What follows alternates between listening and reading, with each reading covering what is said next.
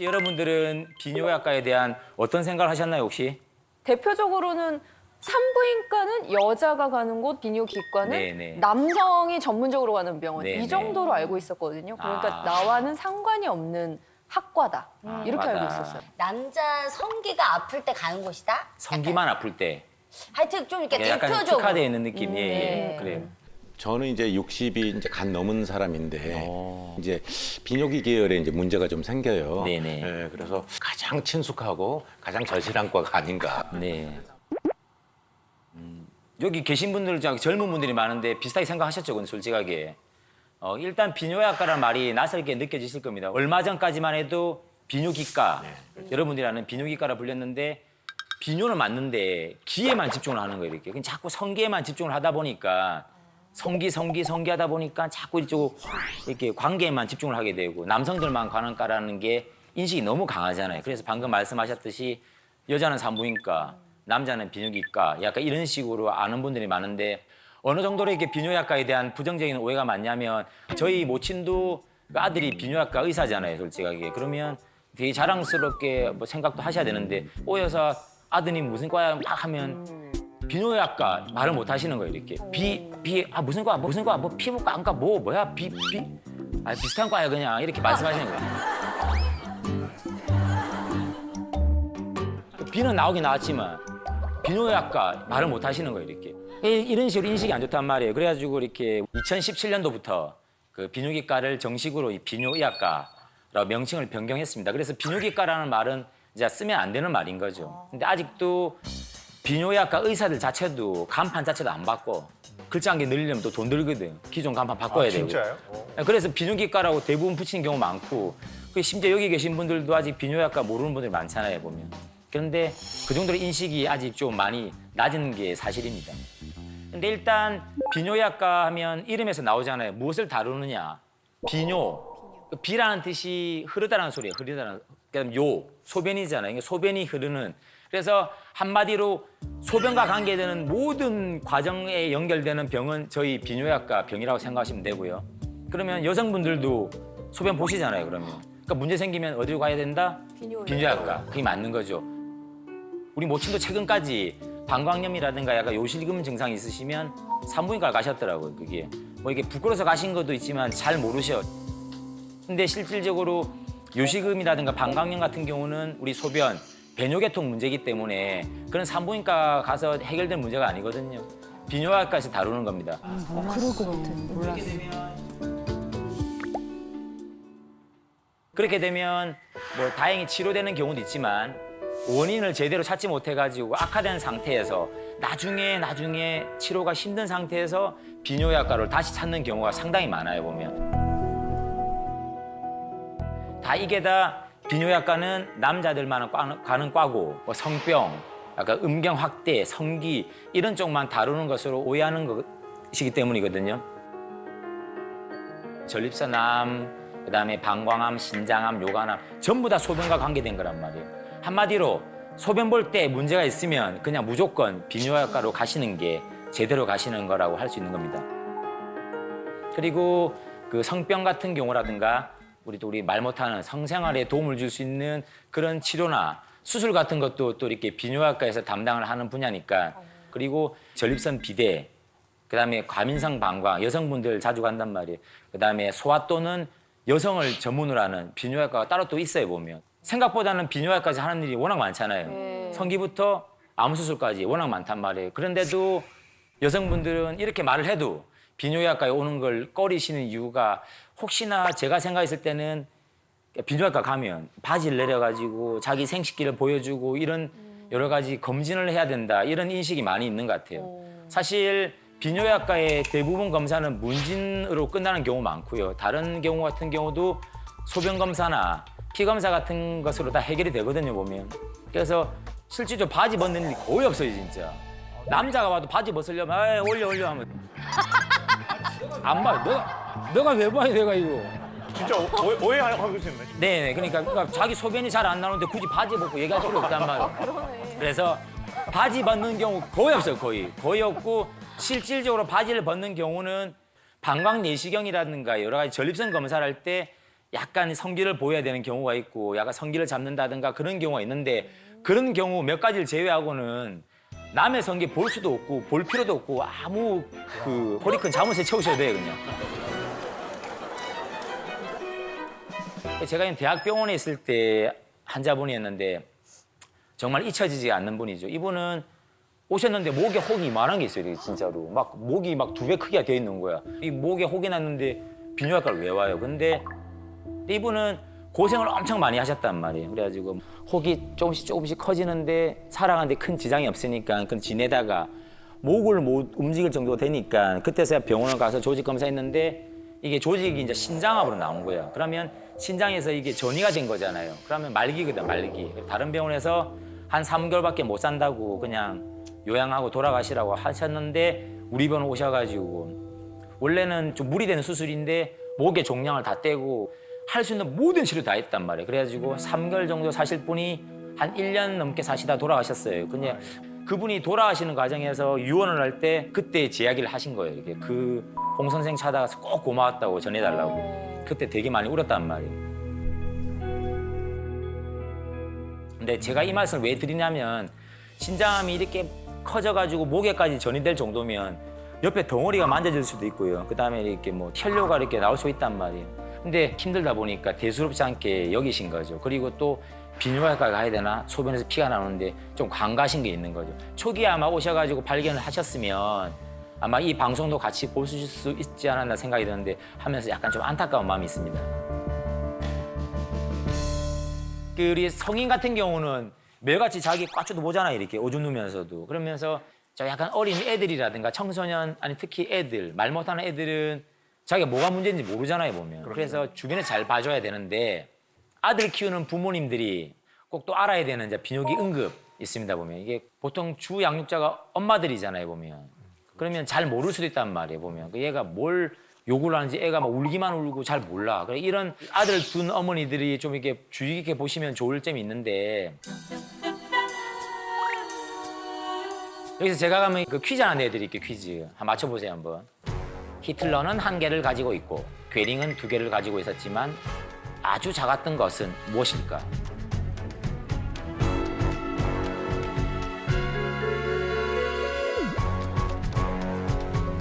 내용이 꼭 수수께끼 같잖아요.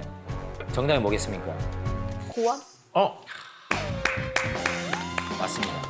정답은 고환이에요, 고환. 히틀러의 고환이 하나뿐이었대요. 되게 놀랍죠? 이 내용은 독일의 역사 교수가 그 이전에 히틀러가 1923년 미넨에서 맥주올 폭동이 실패하고 아마 이게 구속됐나 봐. 그때 교도소에서 받은 신체 검사 문서를 발견했는데 그게 보니까 이자는 매우 건강하다. 하지만 잠복관이 오른쪽에 있다라고 적혀 있었대요. 잠복관은 태어나기 전에 고환이 이제 음낭 속으로 완전 내려와야 돼요. 이렇게 우리 음낭 알죠? 주머니. 그래 2개가 쏙 나와야 된단 말이에요. 근데 어떤 상태에서든 음낭까지 다 못 내려오고 이 복강이든 통로든 거의 입구든 걸려 있는 게 잠복관이에요. 이런 경우는 애기들 태어나면 만져보잖아요 보면 하나가 없어. 만져도 보다 보면 약간 위에 걸린 경우도 있고 이게 사타구니에서 만져지는 경우도 있고 복강 안에 심지어는 있는 경우가 있는데 저체중으로 태어나면 이런 또 잠복관이 또 흔하거든요 보면. 그래서 아이가 태어나서 얼마 안 되면 고환이 안 보여도 한 6개월에서 한 1년 기다리면 자동으로 내려와. 근데 1년이 지나도 안 내려온다. 그러면 계속 기다리면 안 돼요 보면. 옛날 분들은 아이고 크면 다 나온다 생긴다는데 그게 갑자기 왜 생겨? 안 생긴단 말이에요. 그래서 검사를 받고 18개월 안에는 무조건 치료를 받고 다시 밑에 당겨서 고정을 시켜줘야 돼. 그래서 나중에 또 고환도 무럭무럭 자라가지고 이렇게 또 재기능을 한단 말이에요. 우리 어렸을 때는 네네. 태산봉알이라고 그래가지고. 태산봉알. 네, 그래가지고 이렇게 크기가 그 형격하게 차이가 나요. 네네네. 그게 그런 경우였죠.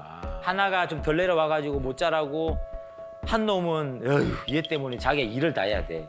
더 커진 거죠 이렇게. 그러면 말씀하신 김에 남자가 바지 꽉 끼는 거 입으면 좋을 것 같아요, 안 좋을 것 안 같아요? 되죠. 바지 남자는 꽉 끼는 거 선선하게 이렇게 네. 습하지 않게 잘 관리를 하고 여자들은 따뜻하게 이렇게 해주는 게 필요하지 않을까. 네, 맞습니다. 남자는 하체를 시원하게 해주면 좋다고 그런 말 많이 들어보셨잖아요, 보면. 습진 걸려요. 네, 그렇죠. 그러니까 정자 만드는 세포가 온도에 되게 민감해요. 따뜻하면 안 만들어요, 얘들이.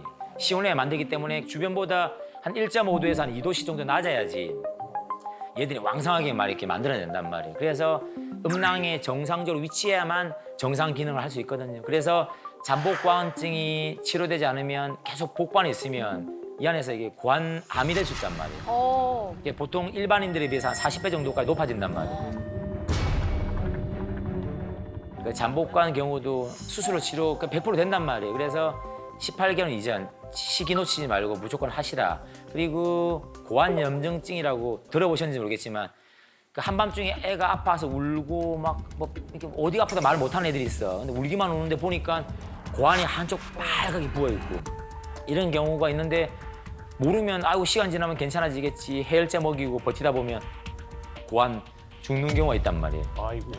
이게 고환이 스스로 꼬여가지고 혈관이 이제 피가 안 통하니까 스스로 죽는 경우인데 이 같은 경우는 골든타임 놓쳐버리면 고환 잘라내야 돼. 아유. 근데 제가 뭐 이거는 팁을 하나 알려드리자면 대부분 꼬이는 방향이 정해져 있거든 비슷하게. 그러면 내가 이게 애 머리를 저쪽으로 하고 이렇게 꽈추를 보면서 불알을 딱 잡잖아 이렇게. 그럼 바깥쪽으로 이렇게 돌려 이렇게. 이런 식으로 책을 넘기는 방향. 이렇게 돌리면 풀린단 말이에요. 그러면 풀려. 근데 간혹 가다가 이렇게 하면 더 꼬이는 경우 있단 말이에요. 근데 대부분은 이 반대 방향으로 꼬이기 때문에 이렇게 풀어주시면 돼요. 그래서 그 꼭 엄마한테만 이 육아를 다 맡기지 말고 아빠들이 또 아들이 있으면 이게 또 집중적으로 잘 보면서 이런 것들을 관심을 가져주면 훨씬 좋지 않겠나라는 게 제 생각입니다.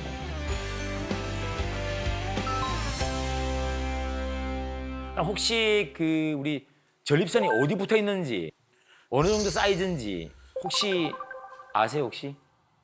그러니까 방광이 위에 있고 전립선이 밑에 있는데 전립선은 그렇게 크지 않은 걸로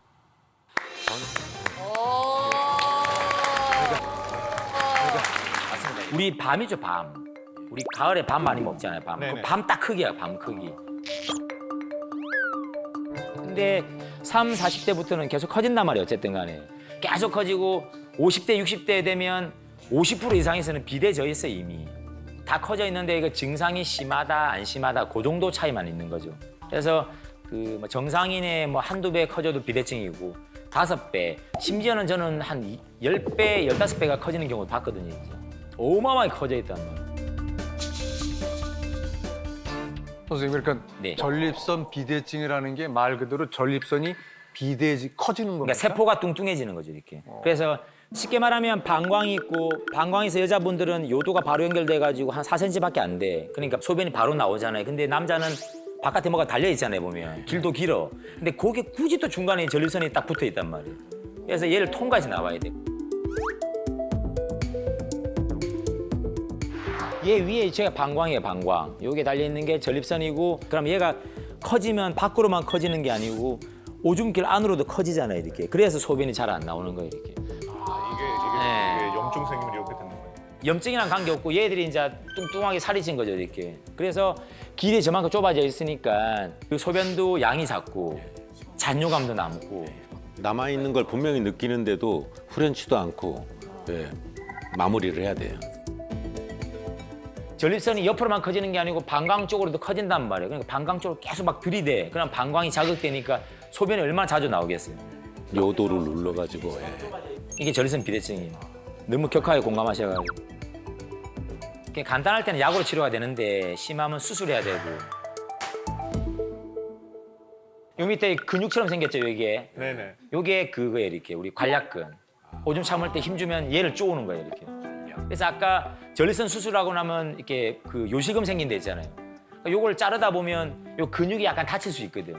자르다 보면. 그래서 이 힘 조절이 안 돼가지고 요실금이 생길 수가 있는데 삶의 질을 너무 떨어뜨리잖아요, 이렇게. 그리고 또 궁금해하실 게 그럼 전립선 비대증이 있으면 암으로 발전하느냐? 그러진 않아요. 우리가 이렇게 감기 걸렸다고 폐암을 걱정하지 않잖아요. 이렇게. 별개의 질병이기 때문에 크게 걱정은 안 하셔도 되고. 그리고 이게 2014년 바이칼로에서 발견된 4,500년 전에 죽은 남자 유골인데요. 연구 결과 이 유골은 한 35세에서 한 45세, 비교적 젊은 나이죠. 근데 역대 발견된 것 중에서 가장 오래된 암으로 죽은 인간 유골이었습니다, 이분이. 근데 과연 그러면 이분은 어떤 암으로 돌아가셨을까요? 바로 전립선암 때문에 돌아가셨는데 전립선. 자, 엉덩이부터 해가지고 머리뼈까지 암세포가 다 발견된 거예요. 이분은 아마 돌아가시기 전에 엄청난 통증이 심해가지고 돌아가셨을 건데, 근데 이 유골에 발견된 게 뭘 의미를 하느냐.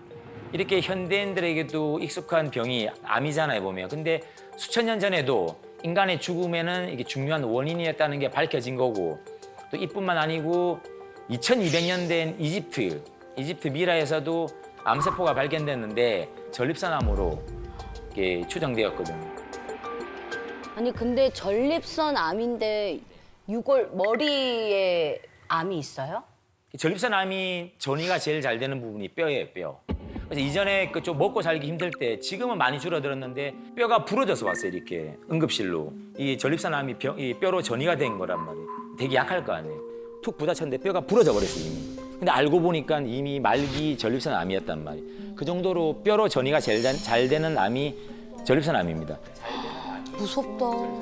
전립선암은 그 흔히 우리 황제암, VIP암이라고 해가지고 불리는데, 실제로 우리 덩샤오핑 전 중국 주석, 야키토 일본 왕, 미테랑 전 프랑스 대통령, 그리고 넬슨 만델라 전 남아프리카 공화국 대통령, 그다음에 그 로버트 드니로 배우 같은 분들도 전립선암으로 투병하셨거나 돌아가셨다고 한다고 합니다. 그럼 대체 왜 왕이나 대통령, 유명 인사들이 전립선암에 잘 걸릴까요?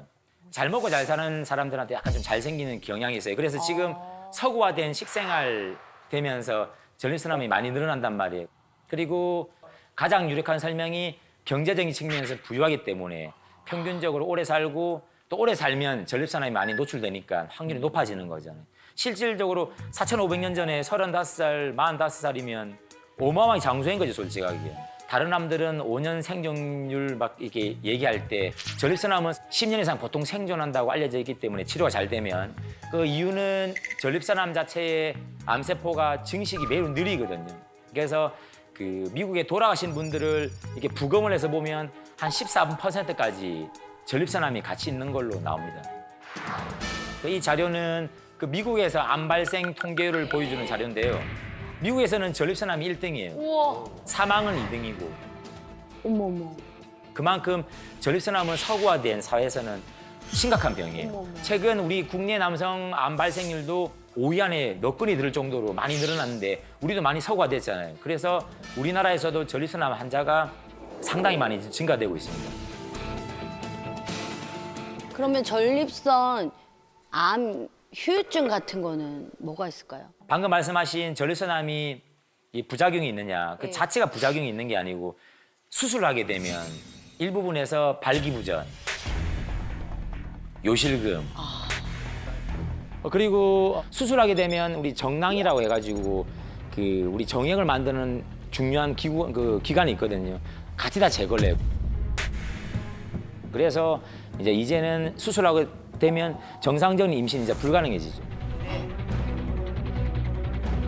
그리고 나는 이미 뭐 아기는 다 있고 하기 때문에 크게 뭐 걱정할 필요는 없는데, 정액이 없기 때문에 우리 남자들 마지막에 그 팍 발사하는 느낌이 있잖아요, 보면. 행복합니다. 너무 좋아하신다, 잠시. 내가 이쪽하다고 얘기를 해야겠다, 진짜. 아니 그 보는 만족이 크단 말, 솔직하게. 아니 남자들이 이게 공감하잖아요. 이게 저만 쓰레기 만들지 말고. 아니 근데 그게 안 나가. 드라이 이제큘레이션이 돼가지고 그냥 울컥울컥 하는데 전혀 안 나가요. 그래서 그 휴지도 필요 없고 아무것도 필요가 없어. 그럼 그게 대신, 예. 발사가 안 되면 몸 안에 그냥 남아 있는 거예요? 아예 만들어지지 않은 거지. 아니요, 그 만드는 기관이 없어졌다니까.